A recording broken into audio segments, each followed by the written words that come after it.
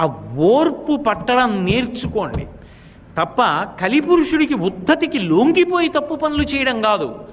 ఓర్పు పట్టి మనిషి ధార్మికంగా ప్రవర్తించడం నేర్చుకోండని చెప్పడానికి తాను అంత ఓర్పు పట్టినటువంటి అవతారం వెంకటేశ్వర అవతారం. అందుకే అటువంటి అవతారం ఈ లోకంలో ఇంకొకటి లేదు. వెంకటేశ సమో దేవో నభూతో నభవిష్యతి. అందుకే ఆ తల్లి లక్ష్మీదేవి ఒక మాట అడిగింది. వెంకటాచల మహాత్మ్యము అని చెప్పి తరిగొండ వెంగమాంబ గారు చేశారు. అయితే ఒక గ్రంథాన్ని పరిశీలించేటప్పుడు అది ఏ కాలంలో వ్రాయబడింది, ఎంత ప్రాచీనమైన గ్రంథం అన్నది ఎంత అవసరమో, గ్రంథకర్త ఎంత శక్తివంతులు, ఎంత భగవదానుగ్రహ సంపన్నులు అన్నదాన్ని కూడా పరిశీలించవలసి ఉంటుంది. తరిగొండ వెంగమాంబ గారంటే సామాన్యమైన వ్యక్తి కాదు. ఆవిడ భాగవతం చదువుతుంటే తన కథ అయినా సరే